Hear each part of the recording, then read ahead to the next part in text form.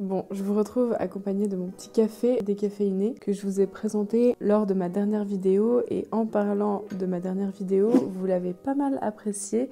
C'était un retour de course et un fond de placard sur tous les aliments, les ingrédients qui me sont nécessaires pour la semaine en cas de semaine cétogène. Donc je vous ai expliqué dans cette vidéo que j'alternais entre des semaines où je mangeais plus ou moins cétogène et des semaines où je mangeais beaucoup plus de glucides, donc de féculents, de fruits, etc. Et c'est maintenant le cas de cette semaine et je vous avais demandé si vous étiez intéressé par une version 2 de la vidéo, donc qu'est-ce que je consomme comme glucides, quels sont ceux que je ne consomme pas du coup. Vous m'avez dit que ça vous intéressait, donc c'est ce que je vais faire aujourd'hui. Je dois aller compléter mes courses pour la semaine cet après-midi.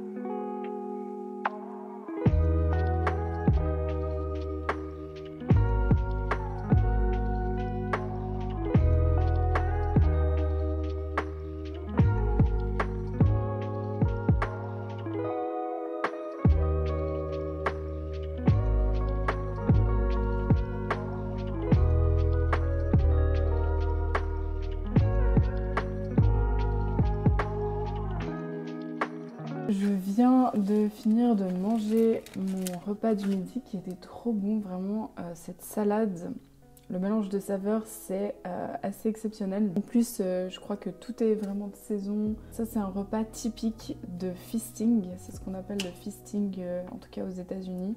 C'est vraiment de se renourrir avec plein de nutriments différents, recharger en fait ses muscles, son corps en glucides, ses hormones, son système, parce que de couper complètement les glucides, c'est vrai que c'est un certain stress pour le corps qui peut être très bénéfique dans plein de cas, mais dans certains cas, voilà, le corps a besoin d'être un petit peu rassuré parfois. De temps en temps, je mange de cette manière aussi. En plus j'aime bien parce que ça permet vraiment de pas me lasser. Vu que c'est pas tous les jours non plus, je me réjouis à chaque fois de faire ces repas un petit peu feasting. Ça reste très sain, ça reste des aliments bruts comme vous l'avez vu, vraiment rien n'est transformé. C'est l'occasion de faire le plein de vitamines et de minéraux, chose qu'avec le cétogène c'est quand même un peu compliqué.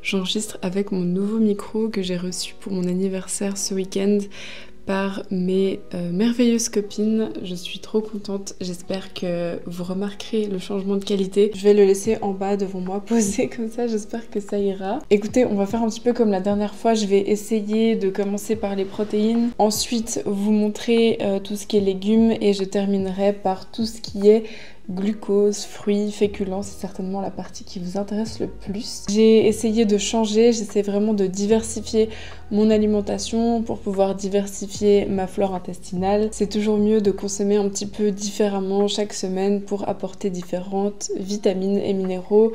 J'essaye aussi au maximum d'acheter des choses de saison. Après, c'est pas toujours possible et il y a des choses comme le brocoli qui reviennent indéniablement chaque semaine parce que je suis juste trop fan de ce légume. Pour commencer avec les protéines, j'ai essayé de changer un petit peu de la semaine passée.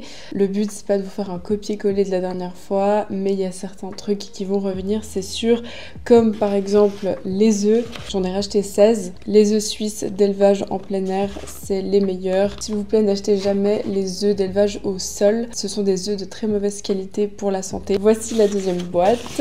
En ce qui concerne le poisson, alors je vous avais dit que je voulais trouver du saumon sauvage, mais impossible. Je suis allée pourtant dans un autre supermarché, donc qui n'est pas Lidl, qui n'est pas Aldi. Je suis allée à la Migros pour les Suisses, et autant dans le saumon en poissonnerie et le saumon dans les réfrigérateurs, j'ai trouvé que des saumons d'élevage. Donc je ne sais pas où vous trouvez votre saumon sauvage. S'il vous plaît, dites-le moi dans les commentaires parce que j'ai vraiment pas trouvé. Et j'avoue que jusque-là, c'est quelque chose que je faisais pas attention. On m'a vraiment encore redit dans les commentaires la dernière fois que le saumon d'élevage c'était une catastrophe au niveau des antibiotiques qui étaient dedans. On m'a parlé aussi des poux de mer dans le saumon d'élevage, donc c'est bon, là ça m'a vaccinée à vie. J'adore le saumon, donc j'aimerais bien pouvoir le trouver sauvage. Donc en particulier les Suisses, si vous trouvez du saumon sauvage, s'il vous plaît, dites-moi où parce que je galère. Par contre, dans les saumons sauvages, j'ai trouvé un magnifique filet de limande en action. Donc voilà, j'ai pris 330 grammes de filet de limande et ça, c'est stipulé que c'est de la pêche sauvage. Donc ça, c'est un bon point. Je sais pas si c'est autant contaminé que le saumon, mais c'est toujours mieux, j'imagine. Pour changer un petit peu avec les viandes, j'ai trouvé à la Migros de l'émincé de veau à la minute. Donc ça, c'est quelque chose que je me fais très peu souvent et j'avoue que ça change du porc, du bœuf. Et voilà, c'est une viande plutôt noble qui coûte assez cher, mais voilà, de temps en temps ça fait plaisir et ça fait vraiment surtout de la variété. Ici j'ai pris 250 grammes. Et ça, alors ça c'est vraiment quand même toutes les semaines, c'est de la viande hachée de bœuf bio. Et ça c'est quand même super pratique parce que je me fais toujours des petits burgers. C'est très vite fait quand on n'a pas le temps, qu'on a faim. Ensuite, toujours à la Migros, donc là je vais commencer par la Migros, comme ça vous serez pas confus. Ça fait un moment que je vois sur Instagram, sur des reels, des TikTok, des recettes qui deviennent très virales avec du cottage cheese. C'est difficile à dire, cottage cheese, mais je sais pas, ça revient à la mode et j'en vois partout sur les recettes en ce moment. J'avoue que ça m'a pas mal donné envie. C'est quelque chose que j'achète jamais. Je pense que ça fait honnêtement 8 ans que j'ai pas dû manger ça et j'en ai trouvé. Alors j'ai dû vraiment chercher. C'est toujours comme ça en général dans les rayons. Vous avez, allez, 4-5 sortes de cottage cheese différents que vous pouvez acheter. Et évidemment, je regarde toujours la liste d'ingrédients avant de choisir lequel je prends. Et je ne regarde pas le prix parce que sinon, c'est sûr que je me fais avoir. En l'occurrence, sur les 5 cottage cheese différents, les 5 marques différentes qu'il y avait, il n'y en avait que un. Et souvent, c'est le bio. Pas toujours, mais souvent, c'est le bio. En l'occurrence, c'était le bio ici. Et c'est le seul qui ne contenait pas d'additifs alimentaires. Je vous lis la liste des ingrédients. Lait écrémé, crème, protéines de lait, sel marin, c'est tout.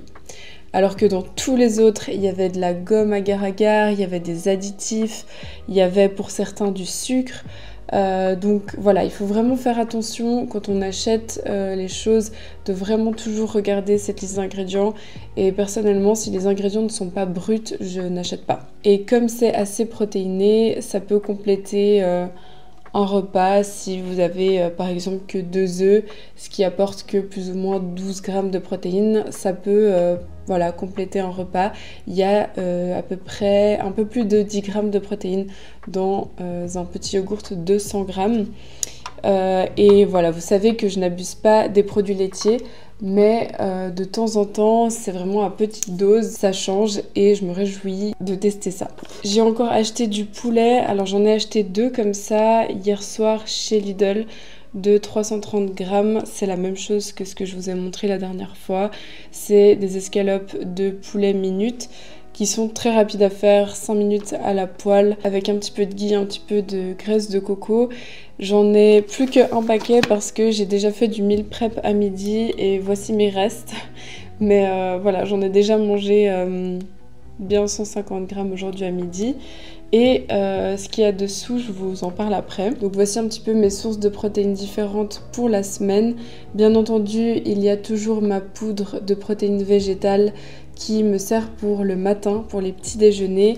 Et avec ça, j'ai racheté mes fameux yogourts coco. Cette fois-ci, j'ai trouvé la coco. Parfois, je le trouve plus chez Aldi, mais chez Lidl, en général, il y est toujours. Et ça, voilà, vous connaissez. Plus besoin de vous l'expliquer. Je me fais du coup en semaine de feasting, comme j'aime bien le dire. Je me fais toujours le même petit déjeuner la plupart du temps. C'est pratique quand je vais au travail, je le prépare la veille. Donc 200 g de yogourt coco. Avec, j'ajoute toujours ma poudre de protéines végétales que je vous ai montré la dernière fois et dans plein d'autres vidéos. Et par contre, la petite subtilité, c'est que puisque je me recharge en glucides, j'ajoute un fruit. Alors, les fruits varient, mais cette semaine, j'ai opté pour des pommes bio, voilà, qui sont super bonnes. Donc souvent, en fait, je mets un petit peu moins de noix que quand je suis en cétogène. Et à la place, je coupe un fruit ou un demi-fruit. J'avais très envie de banane. Ça fait une éternité que j'ai pas mangé de banane. J'en mange pas souvent, mais cette semaine, j'avais très envie. Donc j'ai juste acheté 2 bananes bio et je vais probablement m'en couper la moitié pour ajouter à mon yaourt coco un matin cette semaine. Alors là, il y a tout qui est bio, hein. Vraiment les fruits, les légumes, j'essaye au maximum et franchement, ils sont meilleurs, il n'y a pas à dire. Et ça, j'ai justement tout trouvé chez Lidl. Les fruits et légumes bio, je vous ai dit, c'est vraiment top chez Lidl. De saison, des petites mandarines bio qui sont vraiment excellentes. Ça aussi, je me ferai un plaisir d'en mettre un matin dans mon petit-déj. Finalement, déjà entamé, ce sont des kiwis bio. Idem, je me réjouis d'en manger. Et ces fruits, en général, je les mange pas toute seule. Mon copain m'aide. Je mange pas autant de fruits en une semaine. En général, c'est un fruit par jour dans mon yaourt coco le matin. Dans mon yaourt coco, je mets un petit peu de pollen. Je sais pas si vous connaissez, c'est super bon. En fait, ça ajoute de la texture. C'est des petits granulés comme ça qui ajoutent du croquant, de la texture. C'est un super bon nutriments pour renforcer le système immunitaire. Et en ce moment, c'est franchement pas négligeable. Il y a tout le monde autour de moi qui est malade. C'est vraiment l'hécatombe. Et dans la même idée, c'est la même marque. C'est une marque bio qui vient de Genève que ma maman sponsorise avec le centre de nutrition. Ce sont vraiment des miels crus de super bonne qualité. Qui respecte le cycle de la nature des abeilles, qui est vraiment hyper respectueux autant pour les abeilles que pour notre santé, parce que le miel chauffé qu'on trouve en grande surface, c'est vraiment pas du tout le même délire qu'un miel cru comme ça qui n'a pas été chauffé. L'index glycémique est considérablement plus faible dans un miel comme celui-ci parce qu'il conserve en fait tous ces nutriments. En l'occurrence, il conserve toutes ces enzymes et c'est ce qui est aussi très sain pour notre santé, notre système immunitaire. Et ici, on a vraiment un produit d'exception.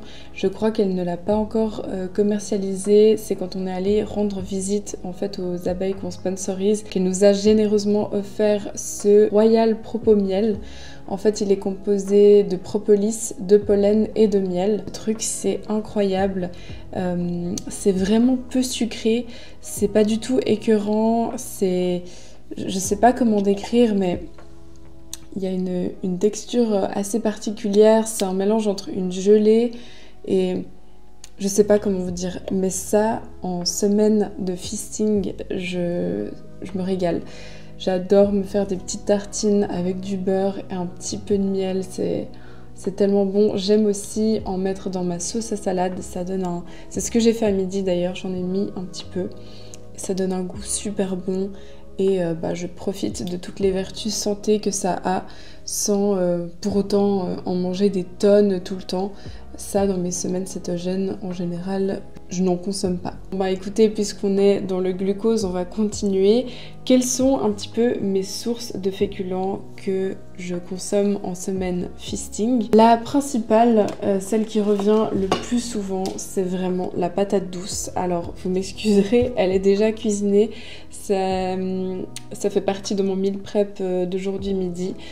J'aime bien la faire au four avec un petit peu d'huile de coco, du paprika, de l'ail, du sel et un tout petit peu de piment. C'est trop bon. Et ça, la patate douce, autant l'index glycémique est relativement bas comparé à d'autres féculents. Et surtout, c'est un super aliment pour la progestérone.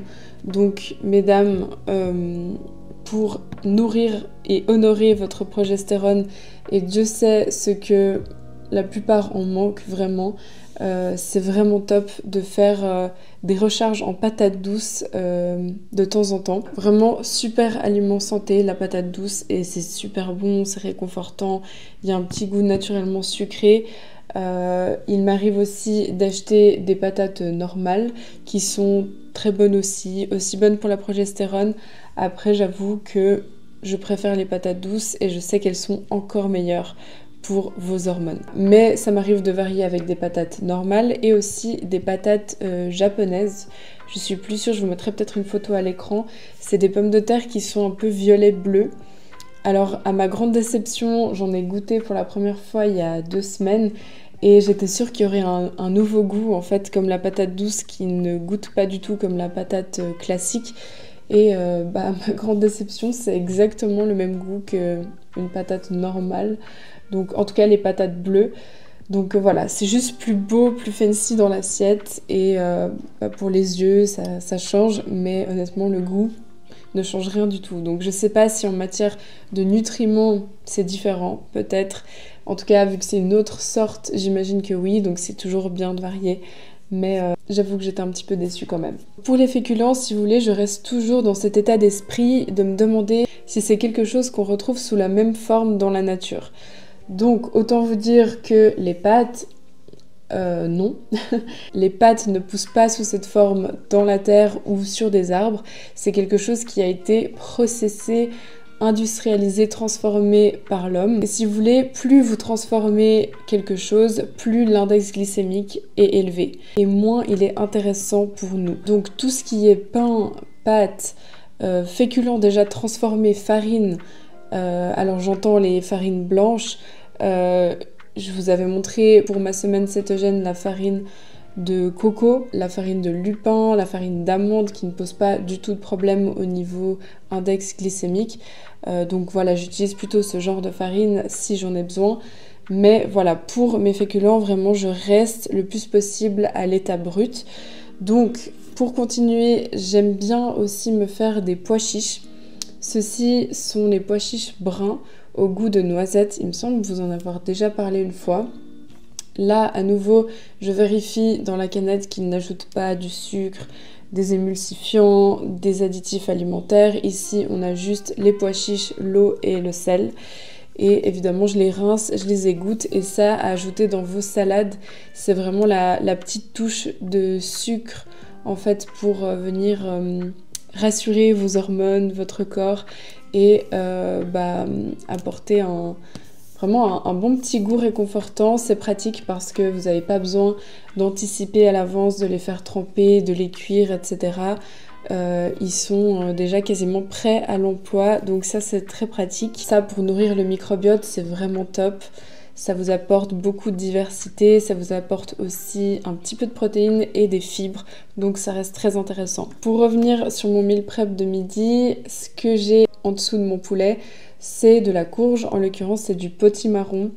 Le potimarron, tout ce qui est en fait la famille des courges, c'est idem que la patate douce. C'est hyper bon pour nourrir votre progestérone, vos hormones, pour faire vraiment un refeed et c'est juste trop bon, c'est de saison, c'est réconfortant, c'est naturellement sucré, tout ce que j'aime. Dans le même état d'esprit saisonnier, on a ici des châtaignes. Alors ici c'est des châtaignes à l'état brut, c'est très difficile à trouver, je sais pas si vous en avez pensé la même chose en faisant vos courses, mais en général c'est glacé dans du sucre, dans des trucs pas possibles. Et ici, ce sont des châtaignes pelées, cuites, prêtes à l'emploi. Il n'y a vraiment rien d'autre à part des châtaignes. Et ça, pour ajouter idem à mes plats, quand ça manque de glucides et que j'ai pas vraiment le temps de cuisiner, de peler et de faire cuire, c'est juste trop bien. À nouveau, ça va vous apporter de la diversité pour votre microbiote.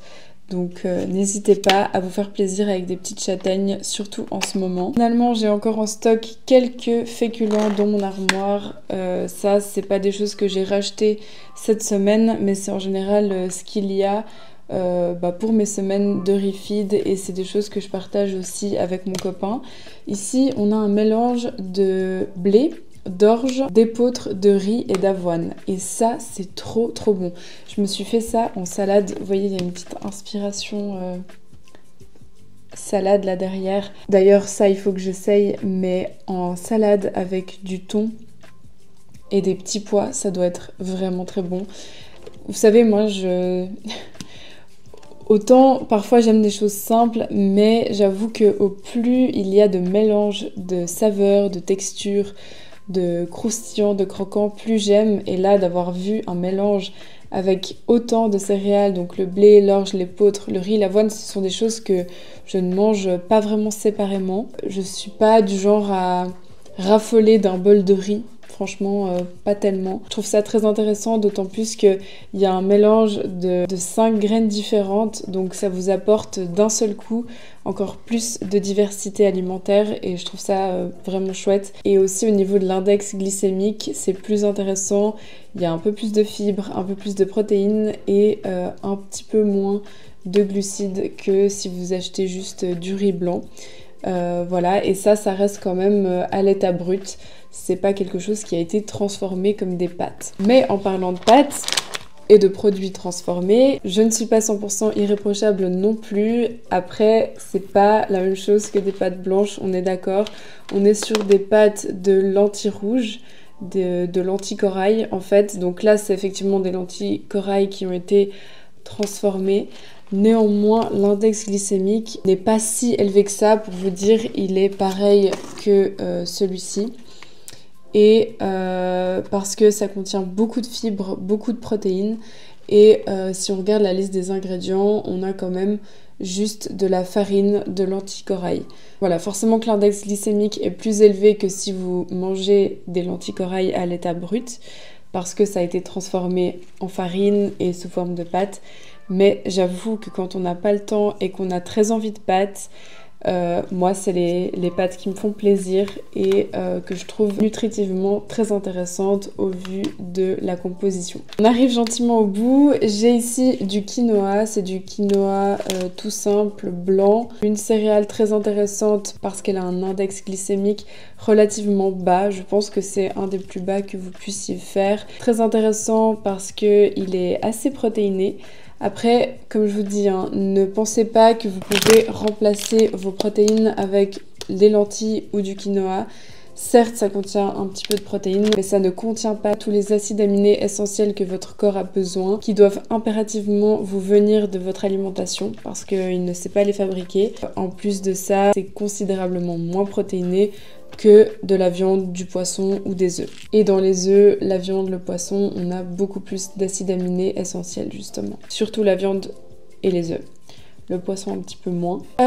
Sinon, j'ai testé la dernière fois du sarrasin à l'état brut. Alors ça, je vous avoue que c'est pas révolutionnaire. C'est le truc que j'aime le moins dans tout ce que je vous ai présenté là. Si vous avez des recettes sympas avec du sarrasin comme ça, je suis preneuse. Je trouve qu'il faut ajouter énormément de sel pour que ça ait du goût. Ce qui pourrait être intéressant, ce serait peut-être de faire des galettes. Peut-être sarrasin, courgettes, je sais pas. Je suis carrément preneuse de vos recettes parce que jusqu'à maintenant, ça n'a pas été fou. Ce que j'adore faire aussi en semaine feasting, c'est du popcorn. Alors là, vous allez me dire, Cory, tu manges du popcorn? Eh bien oui, je mange du popcorn. Attention, j'achète des grains de maïs sous cette forme-là dans mon magasin bio. C'est du maïs d'origine biologique. Ça, c'est important de l'acheter bio, le maïs. Je ne sais plus exactement pourquoi, je vous avoue. Mais je sais que je l'ai lu sur plein d'articles aux États-Unis que c'est très important de l'acheter bio. Et ce que j'aime faire, c'est de temps en temps, le soir, en semaine feasting, c'est de me faire péter à la casserole quelques petits grains. C'est hyper facile à faire, très rapide à faire. Vous mettez un petit peu de ghee, donc du beurre clarifié ou de l'huile de coco, vraiment un de ces deux parce que ça va être chauffé assez fort. Donc il ne faut pas que ça devienne une mauvaise graisse, une graisse trans. Vous refermez le couvercle, vous attendez 5 minutes que ça pète et ensuite vous pouvez rajouter un peu d'huile de coco ou du ghee pour bien rendre le truc un petit peu gras. Vous ajoutez du sel rose de l'Himalaya ou vous le faites même en version sucrée. J'ai déjà fait avec de la stevia et du chocolat où vous faites fondre du chocolat noir. Enfin, vraiment, il y a plein de façons de faire ça de manière super bonne pour une petite soirée Netflix en bonne conscience. Rien à voir avec les sachets à faire péter au micro-ondes. Et si vous n'ajoutez pas du sucre ou des mauvaises huiles ou vous faites chauffer du beurre, par exemple, à haute température pour faire vos pop-corn, il n'y a pas de souci, c'est pas quelque chose de malsain. Et au contraire, ça fait plaisir à l'âme et à vos hormones. Dernière chose dans mes féculents que j'aime bien me faire, c'est une préparation que j'ai trouvée dans mon magasin bio. Alors, c'est tout en allemand, donc j'avoue que je sais plus exactement vous dire ce qu'il y a dedans, mais en gros, c'est vraiment un mélange de graines. C'est très très riche en bonne graisse, c'est aussi riche en fibres et en protéines. Et le truc qui va faire un petit peu monter l'index glycémique ici, c'est les flocons d'avoine. Je vous ai déjà dit qu'habituellement j'achète du son d'avoine parce que c'est cétogène friendly. Le son d'avoine non, mais en semaine de feasting, pour un pain, il n'y en a pas beaucoup et franchement, même l'index glycémique, la charge de glucides totale, elle est vraiment assez basse. Hein. On est à 26 grammes. On va dire que c'est presque cétogène friendly. Et franchement, ce pain, il est trop bon, c'est super vite fait. J'ai vraiment vérifié la composition. Il n'y a rien à part du sel, des graines, des céréales. Il n'y a vraiment rien du tout d'ajouté. Vous mettez juste un petit peu d'eau. Vous formez une pâte, vous mettez ça au four et ça donne quelque chose de trop trop bon. J'adore manger ça le matin, des fois avec du beurre ou justement avec un petit peu de miel. Ah, c'est vraiment délicieux. Je vais vous montrer ce qu'il m'en reste. J'en ai fait un petit peu là. Alors, je l'ai fait très plat et très petit parce que j'avais la dalle et j'avais envie qu'il cuise vite. Mais en gros, voici un petit peu à quoi il ressemble. Il est vraiment plein de graines de courge, tournesol. Vous voyez les petits flocons d'avoine. Il y a aussi beaucoup de lin, donc ça pour les oméga, les fibres, c'est parfait. Et il est, je sais pas comment dire, il est gourmand. Alors il cale, hein, parce qu'il est très riche. Mais il est gourmand, il est croustillant. Il est trop bon. Ce genre de préparation clean quand on n'a pas le temps, c'est trop bien. Je vous montre la marque ici. Si jamais vous allez peut-être le trouver dans un magasin bio, dans un bio c'est bon. Mais ça m'arrive aussi de faire des pains moi-même. J'avoue que quand j'ai le temps, je préfère les faire moi-même. Et j'ai récemment refeuilleté le livre que ma maman a écrit. Si jamais je lui fais son instant pub. Ça s'appelle Aller simple vers la guérison et en gros c'est le livre qu'elle a écrit. En fait c'est la deuxième édition, elle a réédité son livre quelques années plus tard, donc en 2013. Et c'est le livre qu'elle a écrit pour raconter notre histoire en gros. Si vous avez regardé ma toute première vidéo, vous savez un petit peu mon histoire avec mes problèmes de santé, ce qui m'a amené à m'intéresser à la nutrition, c'est elle qui m'a soignée. Et c'est aussi du coup l'histoire, le début de la reconversion professionnelle de ma maman qui n'était pas du tout dans le domaine à la base.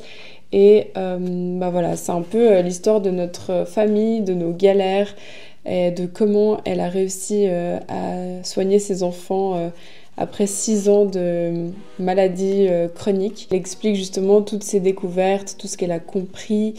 Et à la fin justement de son livre, elle a mis plusieurs recettes parce qu'elle en a testé des recettes pour ses enfants. Justement, il y a des trop bonnes recettes qui sont super clean, qui sont vraiment à l'état brut. Et j'avoue qu'il y a un pain, elle a dû mettre un pain ici. Ah voilà, ici on a justement un pain avec notamment de la farine de sarrasin. Voilà, donc ça c'est le genre de farine durant les semaines de feasting qui sont bien. Il y a des muffins de noix de coco à la banane que je risque probablement de refaire avec mes bananes. Ça va me rappeler mon enfance, c'est sûr. Si jamais vous êtes intéressé par son livre, vous pouvez vous rendre sur son site. Je mettrai le lien dans la description. Vous pouvez directement l'acheter via son site internet. C'est là aussi que vous retrouverez notre premier cours en ligne, notre formation en ligne sur les bases, le b.a.-ba vraiment de la nutrition. Et pour finir avec les légumes, alors là on est sur un mi-légumes, mi-féculent. Parce qu'on est sur la betterave qui est de saison et qui est magnifique pour les hormones aussi. Je dis mi-féculent parce que c'est quand même un féculent qui contient pas mal de sucre, la betterave. C'est pas pareil que les légumes verts, c'est vachement plus riche en glucides. Donc ça, pour agrémenter vos salades en semaine feasting, c'est parfait. Moi, je les évite en semaine cétogène en tout cas. J'ai aussi acheté cette semaine des carottes bio que je consomme soit crues, j'aime bien. La carotte crue, c'est super pour équilibrer les oestrogènes si jamais. Consommer des carottes crues, c'est vraiment bien. Ça va vous aider à éliminer. Si vous les cuisez, l'index glycémique va augmenter, mais en semaine feasting, du coup, il n'y a pas de souci. Comme je vous ai dit, le brocoli fait toujours partie de ma liste de courses chaque semaine, cétogène ou feasting. J'ai aussi acheté de la laitue bio, très important pour moi. Et voilà, pour me faire le genre de salade que j'ai fait à midi, c'est vraiment top. Et ce qui est bien, c'est qu'en boule comme ça, je trouve ça très pratique et ça se conserve plus longtemps que si vous l'achetez déjà lavé, coupé en sachet. J'ai acheté aussi quelque chose que j'achète jamais, c'est du chou rouge. Donc ça, j'avoue que j'ai eu un peu de la peine à le digérer cet après-midi. Peut-être que je vais essayer de le cuire la prochaine fois. Ça m'a fait beaucoup de crudité, alors c'était peut-être un peu too much pour mon ventre. Mais j'ai le ventre qui a vite gonflé, je sais que c'est assez fréquent avec les crudités. C'est vrai que j'ai mangé la carotte crue, j'ai mangé du coup la salade et c'est vrai que ça faisait peut-être un petit peu beaucoup, surtout que j'ai aussi mangé des choux de Bruxelles. Les choux de Bruxelles, on sait que voilà, c'est pas le truc le plus digeste, bien que je les ai quand même beaucoup cuits. Pour mieux les digérer, tout ce qui est chou, plus vous cuisez un chou-fleur aussi, plus il sera facile à digérer. Donc là, en fait, je les ai déjà préparés ce midi, mais on a des petits choux de Bruxelles de saison, super bons. Et dessous, on a des courgettes. Donc courgettes bio que j'ai aussi déjà cuit à la vapeur. Tout ça, je cuis à la vapeur. Ça conserve les vitamines, les minéraux. Et du coup, ça, je verrai si j'essaie de le cuire la prochaine fois. Mais en tout cas ça change, ça apporte de la couleur, de la diversité. Et écoutez, voilà, je crois, ah non, j'ai oublié mon dernier légume, ce sont des poireaux. Ça j'adore, idem, c'est de saison et c'est tellement bon. C'est vraiment délicieux, j'adore faire une petite fondue de poireaux dans de l'huile de coco. C'est tellement réconfortant, c'est trop bon.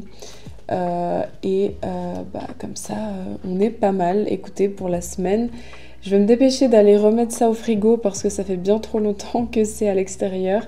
Et écoutez, j'espère que ça vous aura plu, j'espère que ça vous aura donné des idées, j'espère que ça vous aura inspiré. N'hésitez pas à me dire ce que vous en avez pensé dans les commentaires, si vous avez des remarques, des suggestions, des idées de prochaines vidéos, des choses que vous aimeriez voir bientôt sur ma chaîne. Ça me ferait très plaisir de vous lire, de parler un petit peu avec vous. Et jusqu'à la prochaine vidéo, je vous fais plein de gros bisous les amis. Ciao!